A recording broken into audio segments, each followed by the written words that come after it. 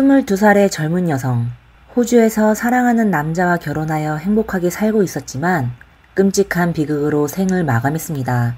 그녀를 되돌릴 수 없는 길로 몰아넣은 범인은 다름 아닌 그녀의 시어머니 장화교였습니다. 더욱 충격적인 것은 2살의 아이가 현장에서 모든 범행을 목격했다는 사실입니다. 도대체 부부 사이에 무슨 일이 있었기에 시어머니가 이렇게 잔인하게 며느리를 대했을까요? 안녕하세요. 미스터리 수사국입니다. 2012년 5월 4일 한 중년 여성이 멜버른 경찰서로 뛰어들어옵니다. 영어를 전혀 못하는 그녀는 혼란스러운 표정으로 무언가를 설명하려고 애썼지만 경찰들은 도통 무슨 말인지 알 수 없었습니다. 시간이 흘러 오랜 소통 끝에 경찰은 드디어 비극적인 진실을 알게 되었습니다. 그녀는 고부 갈등으로 인해 실수로 며느리를 해친 것이었습니다. 사건이 심각하여 경찰서에서는 바로 중국어가 가능한 경찰을 불러 자세히 신문하기 시작했습니다. 중년 여성의 이름은 장화교로 51세입니다. 그녀는 복건성 출신으로 자녀들이 모두 호주에서 결혼하고 아이를 낳자 남편과 함께 호주로 건너가 손자를 돌보고 있었습니다. 한동안 딸의 집에 거주했던 그녀는 손자가 보고 싶어 딸에게 부탁해 아들의 집으로 갔습니다. 오후 1시쯤 그녀가 도착했을 때 며느리 림담은 2살 손자에게 목욕을 시키고 있었습니다. 장화교는 목욕물을 만지더니 너무 뜨겁다며 아이가 견디기 어렵다며 온도를 낮추라고 말했지만 림다는 시어머니의 말을 무시하고 불쾌한 표정으로 목욕을 계속했습니다. 화가 난 장화교는 며느리에게 뜨거운 물로 내 손자를 데일 것인가? 라고 소리쳤습니다. 이미 오랜 시간 동안 서로에게 불만이 쌓여온 며느리와 시어머니는 사소한 목욕 문제로 또다시 격렬한 싸움을 시작했습니다. 장화교는 자신의 말에 며느리가 욱하여 갑자기 집에서 망치를 꺼내 들고 자신을 공격하려 하자 그녀는 본능적으로 망치를 빼앗아 며느리의 머리에 대고 내리쳤습니다. 하지만 며느리가 숨지게 될 줄은 몰랐다고 주장했습니다. 장화교는 경찰에 사건 과정을 진술하며 계속 며느리가 하는 모든 것이 잘못됐다며 비난했습니다.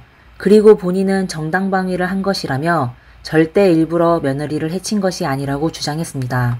하지만 경찰은 장화교의 일방적인 주장에 의문을 품었습니다. 그녀의 며느리는 5월 3일 오후에 숨졌는데 장화교는 왜 하루가 지난 5월 4일에야 경찰에 신고했을까요? 그리고 그녀는 만약 실수로 사람을 다치게 했다면 후회와 자책을 느껴야 하는데 장화교는 사건을 설명하는 내내 분노에 가득 차 있었습니다. 그녀의 태도는 아주 이상했습니다. 경찰은 조사를 계속 진행했고 놀랍게도 장화교의 말이 거짓임을 밝혀냈습니다. 경찰은 장화교에게 숨진 며느리가 어디에 있는지 물었습니다. 장화교는 며느리가 숨진 뒤 손자를 달랜 후 그녀를 나일론 봉투에 담아 마당의 쓰레기통에 버렸다고 말했습니다. 그리고 그녀는 욕실을 닦은 후 생각하면 할수록 무서워 출근하는 아들에게 연락하지 않고 2살 손자를 혼자 집에 남겨둔 채 딸의 집으로 돌아갔다고 했습니다. 5월 4일 새벽 1시경 야근 후 돌아온 아들 장영평은 아내가 집에 없고 아들 혼자 방구석에서 울고 있는 것을 발견했습니다. 그는 아내에게 전화를 걸었지만 아내는 전화를 받지 않았습니다. 이상하다고 생각한 장영평은 어머니에게도 연락하여 아내의 행방을 물었지만 장화교는 모른다고 했습니다. 아내가 이렇게 늦었는데 어디에 갔는지 이상했지만 아들이 계속 울고 있어 장영평은 아들을 재운 후 자신도 잠들게 되었습니다. 장화교는 아들이 아내를 찾는 전화를 받고 얼마 지나지 않아 몰래 아들의 집으로 돌아가 새벽에 마당에 있는 숨진 며느리가 들어있는 쓰레기통을 집에서 700m 떨어진 강둑까지 밀고 나일론 봉투를 강물에 버렸습니다. 그리고 그녀는 쓰레기통을 다시 마당에 가져다 놓고 날이 밝자 경찰서로 가 자수했다고 했습니다. 경찰은 장화교를 체포한 후 즉시 강변으로 가 그녀의 며느리를 찾기 시작했습니다. 림단의 몸은 이미 강물에 씻겨 핏자국이 없었습니다. 하지만 부검 결과는 충격적이었습니다. 림단의 머리는 최소 33번 이상의 중간 강도의 타격을 입었고 두개골뿐만 아니라 코, 턱, 치아에도 심각한 손상이 있었습니다. 또한 림단의 몸에는 여러 개의 방어흔이 발견되었는데 이는 장화교가 자기 방어를 했다는 주장을 완전히 뒤집는 증거였습니다. 추후 경찰은 장화교에게도 신체 검사를 실시했는데 놀랍게도 그녀에게는 골절은 물론 멍조차 하나 없었습니다. 경찰은 장화교가 거짓말을 하고 있다는 걸 확신했습니다. 림단이 망치를 들고 장화교를 공격한 것이 아니라 장화교가 망치를 꺼내 림단의 머리를 난타했던 것입니다. 림단은 손으로 머리를 막았지만 결국 쓰러지게 되었습니다. 더욱 충격적인 사실은 사건 당시 림단은 아들을 목욕시키고 있었습니다. 다시 얘기하자면 2살 손자가 자신의 엄마가 할머니의 망치에 맞아 쓰러지는 과정을 전부 지켜보았다는 것입니다. 어린아이의 마음에 얼마나 큰 공포와 불안감이 들었을까요? 그럼 도대체 왜 시어머니는 이렇게 잔혹한 범죄를 저질렀을까요? 목욕물 온도를 놓고 벌어진 사소한 다툼이 이 모든 비극의 원인이었을까요? 아니면 림단과 시어머니 사이에 어떤 숨겨진 이야기가 있었던 걸까요? 우선 림단과 남편 장영평의 만남부터 이야기를 시작해 보겠습니다. 림단은 1990년 중국 복건성에서 외동딸로 태어났습니다. 부유한 집안에서 자란 림단은 부모님의 밑에서 자유로운 교육을 받아왔습니다. 2007년 17살의 림단은 홀로 호주로 떠나 고등학교를 졸업한 후 대학에 진학했습니다. 2009년 19살의 림단은 학교 파티에서 같은 고향 출신의 장영평을 만났습니다. 같은 지역 출신이라는 공통점으로 두 사람은 대화가 끊이지 않았고 둘은 금방 가까워졌습니다. 서로에게 호감을 느낀 두 사람은 몇 달 후 연인이 되어 있었고 몇 달 뒤 림단은 임신을 하게 되었습니다.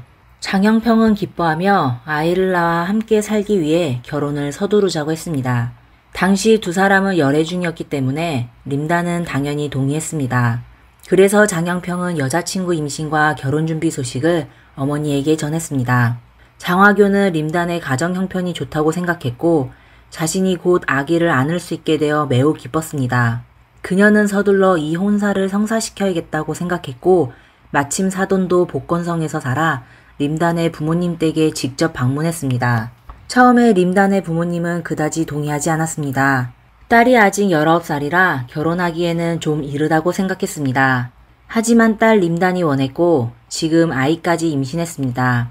사위인 장영평은 가난한 집안 출신이지만 자신의 노력으로 농촌에서 벗어나 호주의 대학에 진학했습니다. 그리고 지금은 호주 영주권자 신분이 있으니 아주 훌륭한 것입니다. 림단의 부모님도 결국 이 혼사를 허락했습니다. 림단의 집안은 하나뿐인 딸을 어릴 때부터 유학 보낼 수 있을 정도로 돈이 부족하지 않았습니다. 그래도 장씨 집안으로부터 15만 위안, 하나로 약 2,860만 원의 예물을 받았습니다. 그렇게 커플은 2010년 2월 26일 결혼했습니다. 임신한 며느리를 잘 보살피기 위해 장화교도 호주로 와서 같이 살았습니다. 책도 많이 읽지 않았고 영어도 못하는 시어머니는 아들 가족을 돌보는 것이 자신의 의무라고 생각했습니다. 장차 아이가 태어나고 아이를 키우기 위해 할머니로서 전혀 주저하지 않고 호주로 왔습니다. 장화교의 사상은 매우 전통적입니다. 왜냐하면 장영평을 낳기 전에 이미 두 딸을 낳았기 때문입니다. 지극히 심했던 남존여비 사상은 그녀가 아들을 낳는 것이 최우선이라고 생각하게 했습니다. 당신은 가족 계획과 맞물려 출산을 초과하면 모두 처벌을 받아야 합니다. 장화교는 아들 장영평을 낳기 위해 돼지우리에서 출산을 강행했고 결국 아들을 지켜냈습니다. 장화교는 3명의 자녀를 키우기 위해 특히 아들이 더 나은 미래를 가질 수 있도록 많은 희생을 치렀습니다. 다행히 아이들은 모두 성실하고 공부도 열심히 했습니다. 특히 장영평은 호주에서 영주권을 취득하여 가족의 자랑이 되었고 두 딸도 나중에 호주로 이주했습니다. 장영평은 어머니가 자신을 키우기 위해 얼마나 고생했는지 잘 알고 있어 어머니에게 매우 효성스럽게 대했습니다. 아내 림단이 어머니의 도움을 받아 아이를 키울 수 있다는 사실에 장영평은 안심하게 됐는데 그들의 행복은 오래가지 못했습니다. 공동생활에 고부 갈등이 아주 심했는데 어머니와 아내는 수없이 다투게 되어 집안 분위기가 아주 심각했습니다. 17살에 혼자 호주로 유학 간 림단은 자유롭고 독립적인 생활을 추구했고 또 사고방식도 개방적이었습니다. 그리고 교육도 많이 받았습니다. 반면 시골 어머니는 교육을 제대로 받지 못한 데다 사고방식도 보수적이었고 생활 습관에도 문제가 많았습니다. 뿐만 아니라 장화교는 아들 가족과 함께 살며 절대적인 권위를 행사하려고 했습니다. 두 문화의 차이와 대립은 필연적으로 약간의 모순을 낳습니다. 림단이 임신 중이었을 때는 장화교는 며느리 뱃속의 아이를 위해 며느리에게 양보하고 참으며 마땅치 않은 부분이 있어도 그냥 임산부가 제일 중요하니 참았습니다. 그러다 아이가 태어났는데 남자아이여서 장화교는 본인이 손주를 적극적으로 키우려고 나섰습니다. 다시 얘기하자면 그녀는 본인이 집안의 가장이라며 아이의 교육에 절대적인 권력이 있다고 생각했습니다. 그녀는 며느리 림단에게 본인의 방식대로 하라고 계속 요구하였습니다. 이렇게 며느리 림단은 시어머니의 끊임없는 간섭과 압박에 시달리기 시작했습니다. 림단은 남편 장영평에게 시어머니가 너무 간섭한다고 불평하며 어머니의 교육 방식이 너무 고지식하다며 남편이 중간 역할을 하기를 바랬지만 장영평은 별 중요하게 생각하지 않고 계속 아내에게만 어머니를 이해하고 참으라고만 하며 갈등을 해결하려는 노력은 아예 하지도 않았습니다. 남편의 무관심에 시간이 지나자 림단은 시어머니의 고지식한 육아 방식을 따르지 않기 시작했습니다. 장화교는 자신의 말이 무시당하고 존경받지 못한다는 사실에 화가 났습니다. 두 사람의 갈등은 점점 커지며 말다툼이 시작됐습니다. 그리고 매번 다툴 때마다 장화교는 큰 소리로 고함을 지르고 심지어 욕설까지 퍼부었습니다. 반면 린다는 시어머니가 화를 낼 때 침묵하게 되었습니다. 두 사람은 서로 불편해했고 관계는 점점 악화되었습니다. 림다는 참지 못하여 남편에게 시어머니와 더 이상 같이 살 수 없다며 또 장화교에게 어머니라고도 부르지 않으며 시어머니를 멀리하였습니다. 림단의 행동은 결국 장화교를 화나게 했습니다. 장화교는 며느리가 손주를 만지지도 못하게 하자 어처구니 없는 짓을 하기 시작했습니다. 그녀는 억지로 림단의 머리카락을 자르고 그녀의 뺨을 때리고 못살게 할 거라고 위협하였습니다. 뿐만 아니라 장화교는 또 1살밖에 안 되는 손자에게 새로운 엄마로 바꿔줄까? 라고 이상한 말을 해댔습니다. 결국 림단은 더 이상 시어머니의 간섭과 모욕을 참지 못하여 호주에서 복건성의 친정으로 돌아갔습니다. 딸이 시집에서 억울함을 당하여 림단의 부모는 아주 마음 아파하였습니다. 그들은 딸이 적어도 집에서 한동안 지내길 원했지만 얼마 안 돼 장영평은 앞으로 어머니와 같이 살지 않겠다고 약속하며 림단을 다시 호주로 데려갔습니다. 림단은 다시 호주로 돌아가고 시어머니는 이사를 나가 이제 정상적인 생활을 할 수 있다고 생각했습니다. 하지만 딸의 집에서 살게 된 시어머니 장화교는 림단에 대한 분노를 삭히지 못하고 매일 아들에게 림단이 자신을 무시한다고 계속 불평했습니다. 심지어 두 사람이 빨리 헤어져야 한다고 이상한 말을 해댔습니다. 장화교는 림단이 영주권을 얻기 위해 아들과 결혼한 거라며 다른 여자라면 아들에게 돈을 주어 결혼했을 것이라며 림단에게 15만 위안의 예물을 준 것은 손해라고 말했습니다. 또한 장영평에게 림단은 학교 파티에서 우연히 만난 사람으로 제대로 알지 못하고 결혼했기 때문에 결혼 생활이 행복할 수 없다고 말하며 아들에게 림단과 빨리 이혼하라고 압박했습니다. 장영평은 어머니의 불평에 고부 갈등을 해결하려는 생각을 하지 않고 그냥 침묵해 버렸습니다. 아마도 어머니가 자신을 키우기 위해 얼마나 고생했는지 잘 알고 있었기 때문에 어머니에게 반박할 수 없었거나 침묵으로 어머니의 분노를 달래려고 했을 수도 있습니다. 또 혹은 어머니를 사랑하고 존중하기 때문에 반박하지 않는 것이 맞다고 생각했을 수도 있습니다. 어쨌든 장영평의 끊임없는 침묵은 시어머니와 며느리의 관계를 더욱 악화시켜 결국 아이 목욕물이 뜨겁다는 사소한 일로 인해 가족 간의 갈등은 비극적인 사건으로 이어졌습니다. 2014년 초 호주 고등법원은 장화교의 사건을 공개 심리했습니다. 장화교는 법정에서 며느리 림단이 자신과 가족을 존중하지 않았다고 주장했습니다. 그녀는 림단이 자신에게 무리하게 대했고 딸의 집으로 쫓겨났기 때문에 아들 집과 너무 멀리 떨어져 손자를 돌볼 시간이 부족했다고 말했습니다. 장화교는 계속해서 자신은 자기 방어를 했을 뿐이라고 주장했지만 배심원단은 이를 받아들이지 않았습니다. 판사는 장화교의 행동이 통제불능의 분노가 폭발한 결과이며 처음 공격을 한 사람은 바로 장화교였다고 판결했습니다. 또한 림단은 장화교의 잔인한 공격으로부터 자신을 보호하려고 했으며 장화교는 자신의 범죄를 은폐하기 위해 숨진 며느리를 잔혹하고 무례하게 다루었다고 덧붙였습니다. 결국 배심원단은 장화교가 며느리를 해친 혐의에 유죄로 판결했습니다. 그러나 형량에 대해 검찰과 변호인은 치열한 공방을 벌였습니다. 변호인은 장화교가 형기를 마친 후 추방될 가능성이 있으며 가족들은 모두 호주에 남아있기 때문에 그녀에게 큰 정신적 고통이 될 것이라고 주장했습니다. 또한 장화교는 교도소에서 고립되어 우울증을 앓고 있기 때문에 감형을 고려해야 한다고 호소했습니다.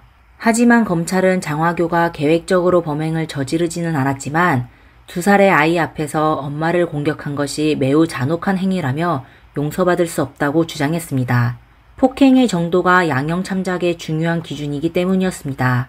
판사는 모든 것을 종합하여 장화교가 계획으로 범행을 저지른 것이 아니고 또 자수를 했으며 전과도 없었다는 점을 감안하여 그녀에게 18년형을 선고했습니다. 그리고 13년 6개월을 복역한 후 가석방을 신청할 수 있게 했습니다. 재판이 끝날 때까지 장화교는 자신은 자기 방어를 했을 뿐이라고 주장했습니다. 림단의 2살 아들은 림단의 부모님과 장영평이 함께 돌보았습니다. 림단의 어머니는 법정에서 딸이 태어난 이후로 딸은 나의 전부였습니다.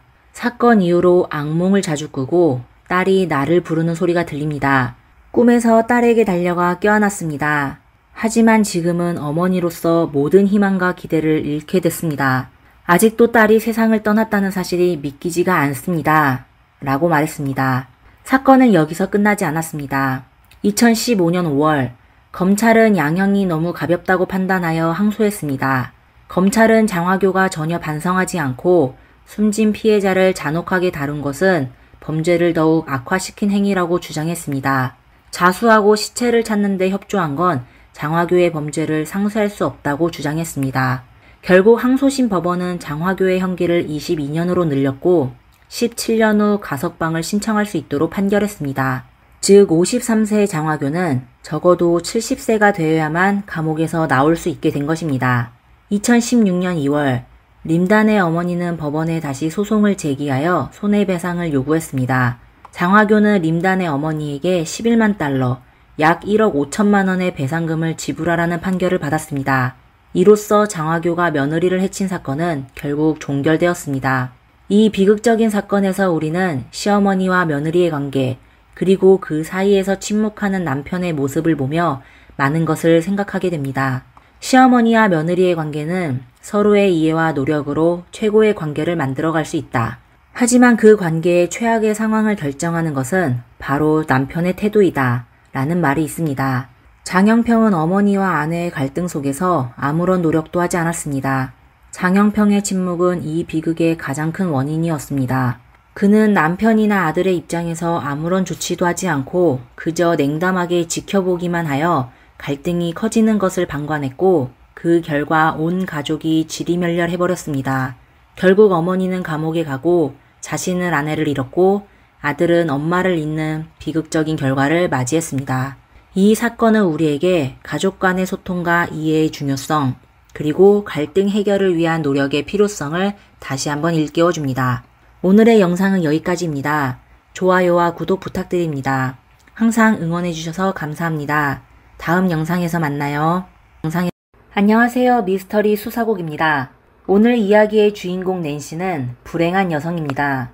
그녀의 남편은 오래전부터 돈을 아끼지 않고 불륜을 저질렀고 아내와 이혼하려고 했습니다. 하지만 낸시는 최대한의 인내심으로 남편의 행동을 참아왔습니다.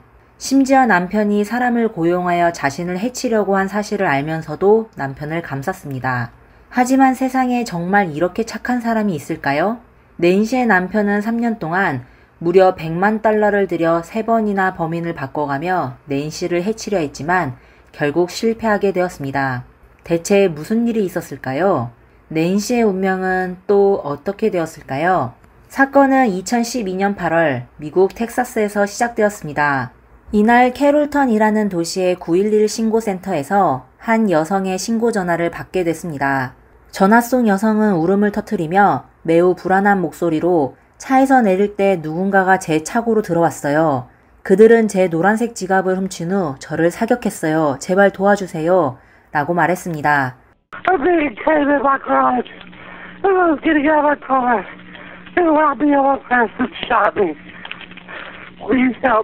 부상을 당한 그녀는 10분 넘게 구급차가 도착할 때까지 전화를 끊지 않고 신고센터 직원과 통화를 했습니다. 현장에 도착한 경찰과 의료진은 낸시의 모습을 보고 경악하게 됐습니다. 그녀의 얼굴은 심한 상처를 입었는데 왼쪽 눈은 검게 움푹 들어가 있었고 공기 중에는 화약 냄새와 머리카락과 피부가 타는 냄새가 진동했습니다. 낸시는 상처를 입었다고 말했지만 머리에 사격당했다는 사실은 언급하지 않았습니다. 그 정도의 부상에 살아있다는 것만으로도 놀라운 일인데 현장 상황을 보아 그녀는 범인과 격투를 벌였었고 사격을 당하게 된 후에도 힘겹게 문을 열고 집으로 들어갔습니다. 그리고 앞문에서 거실로 다시 화장실로 이동한 후 부엌에 있는 전화로 경찰에 신고했습니다. 정말 대단한 생존 본능을 보여줬습니다. 경찰은 사건 현장에서 5블록 떨어진 쓰레기통에서 낸시의 가방을 발견했습니다. 가방에는 $50, 하나로 약 69,000원 정도의 현금만 남아 있었는데 매우 이상했습니다. 강도 사건이 발생한 곳은 낸시의 집 차고였고 그녀가 작년에 구매한 새 차가 바로 옆에 있었습니다. 그리고 낸시는 큰 다이아몬드 반지를 끼고 있었고 목에는 금목걸이를 하고 있었습니다. 심지어 핸드폰도 그녀의 가방에 그대로 있었습니다. 만약 돈을 위한 강도라면 범인은 왜 돈이 되는 물건은 하나도 가져가지 않고 $50만 훔쳐 갖다 버리기까지 했을까요? 그럼 이번 강도 사건이 가짜는 아니었을까요?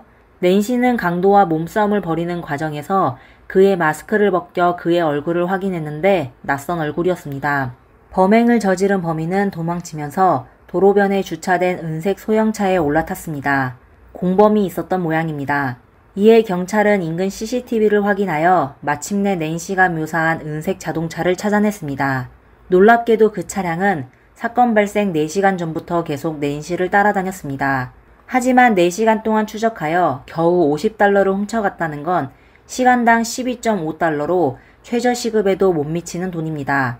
휘발유 값도 건지기 힘든 돈 때문에 그 정도로 잔인한 범행을 저질렀다는 건 아주 이상한데 도대체 어떻게 된 것일까요?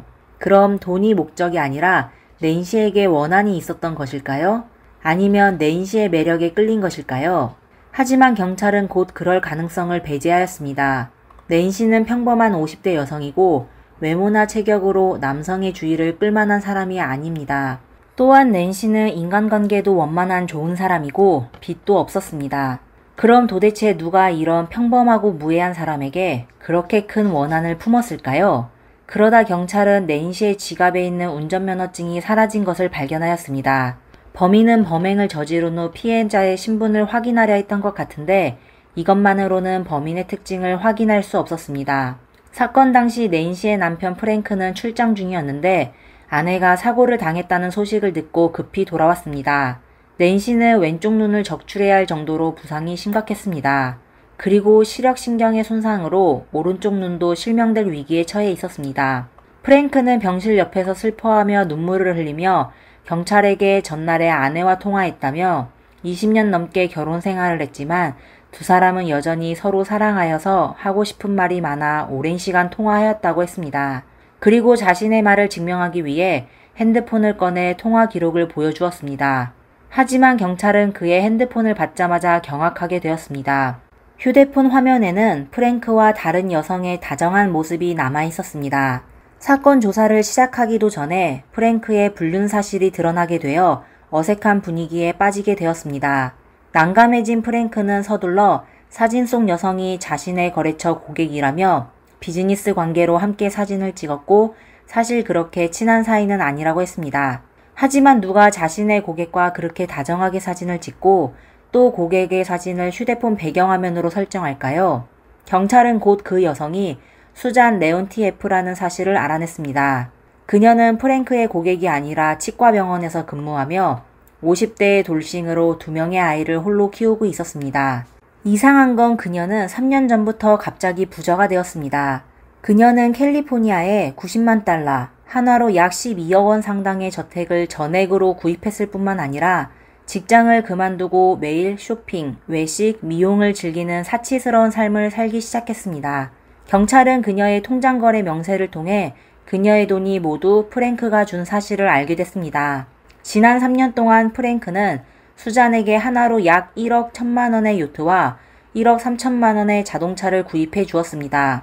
또한 $38만, 하나로 약 5억 2천만 원 상당의 아파트를 사주어 수잔은 월 생활비 외에 임대료까지 받을 수 있었습니다. 이 외에도 프랭크는 그의 연인을 위해 계속해서 돈을 썼습니다. 게다가 수잔이 미식축구를 좋아하여 그는 슈퍼볼 VIP 티켓 2장과 경기장 옆 프레지던셜 스위트룸까지 예약했었습니다. 그 후 그는 뉴욕 자이언트의 연간 티켓을 구매하여 수잔이 마음껏 경기를 볼 수 있도록 했습니다. 그리고 프랭크는 매년 수잔과 그녀의 2 아이를 데리고 해외여행을 다녔고 모든 비용은 프랭크가 부담했습니다. 그는 수잔 아이들의 학비도 지불해줬습니다. 그리고 수잔을 위해 퇴직연금 계좌를 개설하고 50만 달러, 하나로 약 6억 8천만 원을 입금하고 추후에 추가로 20만 달러, 하나 약 2억 7천만 원을 추가로 입금했습니다. 단 2년 만에 수잔은 프랭크로부터 수천만 달러를 받았습니다. 이 엄청난 금액의 경찰은 돈으로 사랑을 살 수 있다는 것을 새삼 깨달았습니다. 하지만 경찰은 프랭크를 보며 의아해했습니다. 평범한 옷차림에 올드한 헤어스타일을 한 프랭크는 재벌과 거리가 멀었습니다. 프랭크가 사건을 숨기려는 것과 달리 애인 수잔은 아주 솔직했습니다. 그녀는 3년 전 프랭크를 만난 이후 바로 사귀게 됐다고 했습니다. 처음엔 프랭크가 나이가 많고 외모가 평범하여 별로 내키지 않았는데 프랭크가 수잔에게 돈을 쓰기 시작하자 마음이 바뀌게 되었습니다. 사실 수잔은 불륜녀로 남기 싫었습니다. 특히 프랭크를 위해 이혼한 후 그녀는 프랭크에게 끊임없이 결혼을 요구했습니다. 처음 프랭크는 2 여성과의 관계를 유지하고 싶었는데 수잔의 요구에 난감하게 됐습니다. 프랭크는 수잔이 결혼 얘기가 나오기만 하면 돈을 주며 말을 돌렸습니다. 그는 수잔의 결혼 요구를 무시하면 된다고 생각해서 시간을 끌다 결국 오늘까지 이르렀습니다. 아내는 병원에 입원해 있고 심각한 부상을 입었는데 남편과 내연녀는 병실 밖에서 각자 다른 생각을 하고 있었습니다. 그렇다면 남편과 내연녀가 공모하여 낸시를 해치려고 했을까요? 이렇게 경찰은 2 사람을 조사하기 시작했습니다. 하지만 2 사람 모두는 완벽한 알리바이가 있었습니다. 그렇다면 그들은 혹시 범인을 고용하여 범행을 저질렀을까요? 하지만 경찰은 어디서부터 조사를 진행해야 할지 몰랐습니다. 프랭크와 수잔 사이에 매월 송금액만 하더라도 수십만 달러였고 각자 이상한 지출 명세가 있었으며 대부분의 거래가 현금으로 이루어졌습니다. 당시 범인이 누군지 몰라 누가 돈을 지불하였는지와 얼마를 지불했는지도 몰랐습니다. 경찰은 어쩔 수 없이 2 사람을 풀어주었습니다. 그리고 범인이 계속 낸시를 해칠까봐 2명의 경찰을 병실 앞에 배치하였습니다. 바로 그때 한 사람이 등장하면서 사건의 새로운 단서를 제공했습니다. 그 사람은 빌리라고 했는데 절도, 강도, 마약 밀매 등 여러 범죄를 저질렀던 전과자였습니다. 사건 당시 그는 감옥에 갇혀 있었는데 낸시가 공격당했다는 뉴스를 보고 내가 사람을 고용하여 낸시를 해치겠다 라고 했습니다. 처음 경찰은 빌리의 말을 믿지 않았는데 빌리는 낸시의 자동차 모델, 색상, 번호판 번호, 그리고 집 주소 등을 정확하게 말하여 자신이 진실을 말하고 있다는 것을 증명하였습니다. She ain't had it long. It's brand new. Okay. It's dark blue. It's a 4-door. It's got like a hatchback. 경찰은 사건의 자세한 내용을 외부에 공개한 적이 없었고 또 빌리는 이미 감옥에서 6개월 이상 복역 중이었습니다. 다시 얘기하자면 그는 낸시의 사건에 대한 정보를 사건 발생 이후 취득하기 어렵다는 겁니다. 이렇게 경찰은 뭔가 이상하다고 느껴져 빌리에게 신문하려고 했습니다. 하지만 빌리는 순순히 사건을 얘기하지 않고 오히려 조건을 제시했습니다. 그는 경찰에 정보 하나당 1년 감형을 조건으로 내걸었습니다. 사건에 아무런 단서가 없는 경찰은 사건을 해결하기 위해 빌리와 거래를 하기로 했습니다. 이렇게 그들은 충격적인 이야기를 듣게 되었습니다. 2년 전 빌리는 마약을 복용하고 도취한 상태였을 때 한 통의 전화를 받게 됐습니다. 상대방은 본인이 존이라고 소개하며 빌리에게 거래하겠느냐고 물었습니다. 처음 빌리는 마약 운반이나 증거물 인멸 같은 일인 줄 알았는데 존은 사람 1명을 처리해야 하는데 아무도 모르게 해줘. 돈은 문제가 아니야 라고 말했습니다. 이에 빌리는 정신이 번쩍 들게 됐습니다. 존은 목표의 중년 여성이 조직 배경이 없고 힘도 없는 평범한 여성이라고 했습니다. 큰돈을 벌 수 있다는 생각에 빌리는 12만 달러, 하나로 약 1억 6천만 원을 요구했는데 놀랍게도 존은 망설이지 않고 바로 동의했으며 심지어 성금으로 금액의 반을 지불하겠다고 했습니다. 그리고 이를 해결하면 잔금을 바로 지불하겠다고 했습니다. 존은 거래를 빨리 진행했으면 하여 다음날 현금이 가득 찬 봉투와 목표인 낸시에 대한 정보를 그에게 보냈습니다. 빌리는 나쁜 짓을 저질러 감옥을 자주 들르게 됐지만 사람을 해치는 일은 처음이라 겁이 났습니다. 하지만 그는 돈을 쓰는 것에 두려워하지 않았습니다. 빌리는 6만 달러, 하나로 약 8,200만 원의 성금을 모두 써버리고 장비를 구입한다는 명목으로 존에게 3만 5천 달러, 하나로 약 4,827만 원을 요구했습니다. 놀랍게도 존은 망설임 없이 바로 그에게 돈을 보내 활동 자금이라고 했습니다. 빌리는 아무것도 하지 않고 10만 달러 가까이 벌게 되면서 쉽게 큰 돈을 벌 수 있는 방법을 알아챘습니다. 그는 수잔처럼 프랭크의 돈으로 살기 시작하여 1년 넘게 갖가지 핑계를 대며 프랭크에게 돈을 요구했습니다. 이렇게 빌리는 프랭크가 아내를 해치려는 심리를 이용하여 그를 만나지도 않은 상태에서 80만 달러, 하나로 약 11억 원 가까이를 받아냈습니다. 물론 그는 범행을 저지를 생각은 전혀 하지 않았습니다. 오랜 시간이 지나서야 프랭크는 뭔가 잘못되었다는 것을 깨달았습니다. 엄청난 돈을 썼지만 그가 원하는 결과를 얻지 못했습니다.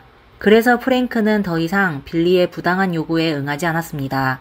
그러다 한 번은 빌리가 음주운전으로 체포되었는데 그는 프랭크에게 보석금을 요구했지만 프랭크는 빌리를 사기꾼이라고 욕설을 퍼부으며 그의 요구를 거절했습니다.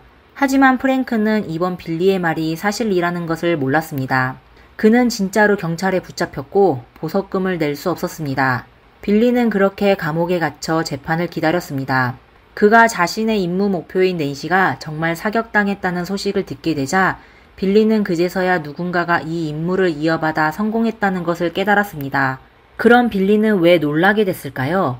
감옥에 갇히게 된 빌리는 그가 출소하기 전까지 프랭크에게 돈 벌 수 있는 방법을 다른 사람에게 잠깐 넘기려고 했습니다. 그는 프랭크를 잘 설득하기만 하면 그가 출소 후에도 계속 돈을 벌 수 있을 거라고 꿈을 꿔왔습니다. 그러다 빌리는 여러 사람 중에서 더스틴이라는 젊은 남성을 선택하게 됐습니다. 더스틴의 어머니는 빌리의 많은 애인 중 한 명이어서 두 사람은 비교적 가까운 관계였습니다. 빌리는 감옥에서 더스틴에게 프랭크의 연락처가 적혀있는 쪽지를 보내 프랭크에게서 돈을 구할 방법을 더스틴에게 알려줬습니다. 더스틴도 프랭크에게 연락했는데 그의 사기 실력은 형편없었습니다. 사실 더스틴은 외모부터 약하고 뭔가 모자라 보였습니다. 게다가 프랭크는 빌리에게 여러 번 속아 더 이상 사람을 쉽게 믿지 않았습니다. 그는 더스틴에게 결과를 보기 전에는 돈을 줄 수 없다고 고집했습니다. 지능과 말솜씨가 형편없는 더스틴은 빌리와 프랭크의 압박에 못 이겨 결국 범행을 저질러 본인의 실력을 그들에게 보이려 했습니다. 하지만 그 역시 사람을 해칠 용기가 없어 다른 친구 한 명을 찾아 함께 낸시의 집 밖을 둘러보며 영상을 찍어 프랭크에게 보내 일을 하고 있다는 것을 알렸습니다. 하지만 날이 어두워지자 두 사람은 길을 잃게 되었습니다. 낸시의 집은 고급 주택가에 있으며 넓은 정원을 가진 웅장한 저택이었습니다. 그리고 집은 도로에서 꽤 떨어져 있었고 웅장한 모습이었습니다. 이렇게 더스틴과 친구는 낡은 차를 운전하여 이곳저곳을 2시간 넘게 헤매며 동네를 돌아다녔습니다. 결국 그들은 집 번호를 찾지 못했고 오히려 경찰에게 걸리게 됐습니다. 경찰은 두 사람을 불러 신문했는데 얼마 안 돼 더스틴은 말문이 막히게 되었습니다. So, how long have you been in Carrollton tonight? Been trying to find my uncle's house for 2, 3, 4 hours. Okay. The reason I asked is I saw you guys earlier, and I see you again, and now it's... We were going in circles and circles and circles. 더스틴은 처음에 삼촌을 만나러 왔다고 말했는데 얼마 후 또 개부를 만나러 왔다 라고 말을 바꾸더니 마지막에는 존이라는 사람을 만나러 왔다 라고 말했습니다. 그는 멍청함이라는 글자를 얼굴에 새겼는데 경찰은 더스틴의 말실수를 굳이 깨묻지 않았습니다. 경찰은 그에 대해 간단한 음주 측정을 진행한 후 그들을 놔주며 밤이 늦었으니 차를 무리하게 몰고 다니지 말라고 경고만 했습니다. 위기를 겪게 된 더스틴은 바로 빌리를 찾아가 이 일은 너무 힘들어 더 이상 못하겠어 라고 말하며 더 이상 빌리의 뜻대로 하지 않았습니다. 실망하게 된 빌리는 감옥에서 몇 명의 사람들에게 연락했지만 모두 이런저런 이유로 실패하게 되었습니다. 결국 프랭크는 빌리를 더 이상 믿을 수 없게 됐는지 더 이상 그의 전화를 받지 않았습니다. 경찰은 빌리의 진술이 진짜인지를 확인하기 위해 빌리와 더스틴의 사진을 낸시에게 보여주었습니다. 낸시는 두 사람을 전혀 모른다고 했지만 경찰의 조사는 여기서 끝나지 않았습니다. 경찰은 프랭크가 범인을 고용했다는 사실을 확인한 후 모든 정보원을 동원하여 그들을 통해 존이라는 사람에 대한 정보를 모으기 시작했습니다. 놀랍게도 얼마 지나지 않아 정보를 수집하게 됐습니다. 존은 지난 6개월 동안 돈을 펑펑 쓰는 행동으로 현지 조직폭력배들 사이에서 전설적인 인물이 되어 있었습니다. 그는 여기저기 돌아다니며 낸시라는 주부를 처리해줄 사람을 찾았습니다. 무슨 수단을 써서라도 그냥 낸시를 제거해주면 된다고 했습니다. 그리고 이에 대한 보상은 무제한이었습니다. 소문에 따르면 12명이 넘는 사람들이 그와 전화 면접을 받는데 존의 요구 조건에 맞지 않더라도 최소 $1,000, 하나로 약 137만 원의 비밀 유지 비용을 받게 됐습니다. 심지어 중개인들도 꽤 많은 소개비를 벌었습니다. 추산에 따르면 그는 사람을 선택하는 과정에서만 $100,000, 약 1억 넘게 썼습니다. 이렇게 돈이 많은 사장을 현지 조직폭력배들이 본 적이 없어 어떤 사람들은 낸시에 대해 궁금증을 가지기 시작했습니다. 도대체 이 여자가 누구이기에 이 정도의 원한을 샀을까요? 왜 이렇게 많은 돈을 들여 그녀를 해치려고 할까요? 그러다 이 질문에 대한 답은 곧 밝혀졌습니다. 존의 신원을 밝혀낸 방법도 어처구니가 없었는데 그는 면접 본 사람들이 너무 많아 매번 현금으로 지급하는 게 번거로웠는지 계좌이체로 상대방에게 송금하였습니다. 심지어 전용 계좌를 만들지도 않고 자기 개인 통장에서 직접 송금했습니다. 그리고 그 계좌의 주인은 다름 아닌 낸시의 남편 프랭크였습니다. 프랭크의 성명은 존 프랭크 하워드였습니다. 이름부터 송금까지 그는 조금도 숨기려고 하지 않았습니다. 세상에 이렇게 멍청한 사람이 어디 있을까요? 경찰은 확보한 증거로 즉시 프랭크를 체포하고 그를 상대로 상해 미수 혐의로 기소했습니다.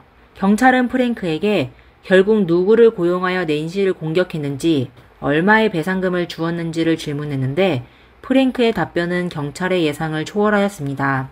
사건 당시 낸시의 집을 습격한 두 사람은 모두 마이클이라는 이름이었습니다. 나이와 체격 차이로 그들을 빅 마이클과 스몰 마이클이라고 부르겠습니다. 두 사람은 프랭크로부터 총 $2,000, 하나로 약 275만 원을 받았습니다. 추후 체포된 두 사람은 이 일이 업계에서 굉장히 유명하고 경쟁이 심하여 둘은 가격을 낮춰서라도 일을 받으려고 했다고 했습니다. 몇 개월 전 그들은 중개자의 소개를 받아 신비로운 존과 전화 면접을 진행하였습니다. 하지만 두 사람이 어눌하여 자신의 능력을 제대로 보여주지 못했습니다. 존은 그들에게 큰 관심을 보이지 않고 그냥 각자 $1,000의 면접 비용을 주고 전화를 끊었습니다. 무시당했다고 생각한 두 마이클은 우선 그 여자를 처리하고 나중에 돈을 받기로 결정했습니다. 만약 사장이 기뻐하면 더 많은 돈을 줄 것으로 생각했습니다. 이렇게 그들은 낸시를 공격했지만 낸시는 강인한 생명력으로 살아남았습니다. 두 범인은 범행을 저지른 후 존에게 연락하여 우리가 성공했으니 돈을 달라고 말했지만 존은 잠시 침묵한 후 누가 너희 보고 움직이라고 했어? 라고 소리쳤습니다. 두 사람은 프랭크의 태도에 혼란스러워했습니다. 사실 프랭크는 계획이 실패되면서 마음을 바꿔 더 이상 아내를 해치려고 하지 않았던 거였습니다. 프랭크의 설명에 따르면 그가 사람을 고용하여 범죄를 저지르려는 심리 변화는 매우 복잡했습니다. 이 아이디어는 그의 머릿속에서도 줄곧 확정된 적이 없었습니다. 그는 아내와 30년 동안 함께 생활하여 3명의 아이를 낳았습니다. 하지만 프랭크는 불륜녀의 압박에 못 이겨 계산을 해봤는데 만약 아내와 이혼하게 되면 그는 아내에게 절반의 재산을 줘야 했고 위자료도 지불해야 했습니다. 그리고 만약 애인과 헤어지게 되면 그동안 애인에게 쓴 돈은 모두 헛수고가 됩니다. 결국 그는 아내만 없어지면 본인의 재산을 누구에게 나눠줄 필요가 없고 애인과 결혼할 수 있으며 애인의 재산도 부부의 공동재산이 되면 전에 수잔에게 쓴 돈도 다시 돌아온 셈이라고 결론을 내렸습니다. 프랭크가 빌리를 찾게 된 이유는 빌리가 프랭크 회사의 한 여직원을 괴롭히다가 법정에 서게 됐는데 프랭크는 그가 그렇게 뻔뻔한 짓을 할 수 있다면 도덕적 기준도 낮을 것으로 생각했습니다. 다시 얘기하자면 본인이 그에게 사람을 해치라고 시키면 그가 할 수 있을 걸로 생각했습니다. 하지만 그는 빌리가 결국 돈을 받고 사람의 목숨을 해치기는커녕 보이스피싱을 하게 될 거라고는 몰랐습니다. 사실 플랭크는 얼마 안 돼 빌리가 자신을 속이고 있다는 것을 눈치챘습니다. 하지만 플랭크는 여러 번 속으면서 아내가 살아있는 것이 낫다는 생각이 들게 됐습니다. 그리고 애인이 이혼을 재촉할 때마다 그는 아내를 처리하려고 노력하고 있지만 일이 잘 풀리지 않고 있어 라고 변명할 수도 있었습니다. 프랭크는 빌리에게 뜯긴 돈이 시간을 벌기 위해 필요한 비용이라고 생각했습니다. 그에게는 애인만 잘 달래면 돈 좀 쓰는 것쯤이야 아무것도 아니었습니다. 그리고 빌리가 점점 더 탐욕스러워지지 않았다면 프랭크는 돈을 지급하여 사람을 고용하는 게임을 계속 진행했을 것입니다. 빌리와 연락을 끊을 때까지 프랭크는 자신감에 차 있었습니다. 그는 3발 달린 돼지는 찾기 힘들지만 2발 달린 킬러는 많다라고 생각했습니다. 하지만 현실은 달랐습니다. 그 후 그가 찾은 사람들은 모두 똑같은 멍청이였습니다. 게다가 그중 2명은 프랭크에게 통보도 없이 바로 범행을 저질렀습니다. 결국 아시다시피 낸시는 무사했고 2명의 범인은 가장 저렴한 가격으로 끔찍한 짓을 했습니다. It was just, you know, I love you, glad you're here. I mean, that was the sense that we were both saying to each other. A lot of crying, a lot of apologizing, and you know, telling her that I'm sorry about the affair and that I'm gonna make it right and I'm gonna do, you know, whatever I can do and I want to do that. 진실이 밝혀지자 모두 충격에 빠지게 됐습니다. 30년 동안 함께 살아온 남편이 습관처럼 불륜을 저지르고 다른 여성을 만나고 애인을 뒀으며 본인을 해치기까지 했다는 사실을 알게 된 낸시는 슬픔과 분노에 빠지게 되어 재판이 시작되기 전에 이혼을 요청했습니다. 하지만 재판날에 그녀는 프랭크를 지지하기로 하여 모두를 놀라게 했습니다. 그녀는 남편이 불륜녀에게 속아 잘못을 저지른 거라고 했습니다. 심지어 혹시 남편에게 다중인격이 있는 건 아닐까요? 라고 판사에게 질문하며 아마도 그 잔혹한 인격인 존이 사람을 고용하여 살인을 계획한 거지 프랭크는 좋은 남편이고 좋은 아버지입니다. 라고 말했습니다. 판사와 배심원들은 낸시의 말을 듣고 의아해하며 그녀의 머리가 사격되어 정신이 나갔다고 의심했습니다. 하지만 낸시는 개의치 않았습니다. 그녀는 심지어 나의 결혼은 배심원단의 손에 달려 있어요. 만약 프랭크가 유죄 판결을 받으면 저는 이혼할 겁니다. 만약 프랭크가 무죄 판결을 받으면 저는 과거 일을 모두 용서하고 프랭크와 계속 함께 살 겁니다. 라고 말했습니다. 그녀의 말에 법정에 있던 모든 사람들은 깜짝 놀라게 됐습니다. 다행히 배심원단은 프랭크의 상해 미수 혐의에 유죄 판결을 내려 그는 무기징역형에 30년 후 가석방이 가능한 판결을 받았습니다. 낸시를 공격했던 2명의 범인은 각각 50년과 40년의 징역형을 선고받았습니다. 그들은 자신들이 이 사건에서 가장 손해를 본 사람이라고 생각했습니다. 빌리를 포함해 몇 명의 선배들은 아무 일도 하지 않고도 거액의 돈을 벌었는데 그들은 실제로 일을 한 대가로 감옥에 갇히게 되었으니 말입니다. 반면 수자는 이 사건의 최대 수혜자가 됐습니다. 그는 법정에서 프랭크를 비난하며 물론 저는 프랭크에게 이혼을 요구했지만 절대로 그에게 아내를 해치라고 하지 않았습니다. 일련의 사건들은 모두 프랭크가 혼자 저지른 일이고 저와는 아무 관련이 없습니다. 라고 했습니다. 프랭크가 유죄 판결을 받자 그녀는 모두의 시야에서 사라졌습니다. I still feel some very deep hurt, but if I wasn't able to forgive, bitterness would just take over, and my life would be controlled by that bitterness, by that anger, by that rage. 마지막으로 시청자 여러분은 아마 프랭크가 무슨 일을 하여 그렇게 많은 돈을 벌 수 있을지 궁금하실 겁니다. 추후 프랭크의 다른 소송 과정에서 밝혀지게 됐는데 알고 보니 프랭크가 다니던 회사는 1990년대부터 미국 군부와 깊은 관계를 맺고 있었습니다. 특히 걸프전쟁 당시 이 회사는 쿠웨이트에 막대한 물자와 무기를 공급했습니다. 프랭크는 회사의 고위 임원으로 정부와의 거래를 담당하는 핵심 인물 중 한 명이었습니다. 국가 안보와 관련된 기밀사항이 많아 그의 아내와 아이들은 프랭크의 일을 묻지 않았고 그가 어디에 있는지, 누구를 만나는지 관심을 두지 않았습니다. 이렇게 프랭크는 여러 애인과 만날 수 있었고 회사의 돈으로 사치스러운 인생을 즐겼습니다. 추후 법정에서 공개된 문서에 따르면 프랭크는 4년 동안 3천만 달러, 하나로 약 413억 원의 회사 공금을 횡령했습니다. 그는 애인에게 월급만 받고 일을 하지 않는 직책을 만들어주기도 했습니다. 다시 얘기하자면 그는 회사 돈으로 애인을 부양했고 또 회사 돈으로 아내를 해치려고 했던 겁니다. 이런 관점에서 볼 때 그가 이렇게 했던 것이 가성비가 높은지 낮은지 말하기 어렵습니다. 돈은 사람마다 가치가 다를 수 있기 때문입니다. 이번 영상은 여기까지입니다. 만약 여러분이 영상이 마음에 드셨다면 좋아요와 구독 부탁드립니다. 그리고 프랭크에 대한 여러분의 생각을 댓글로 남겨주세요. 다음 영상에서 만나요. 감사합니다.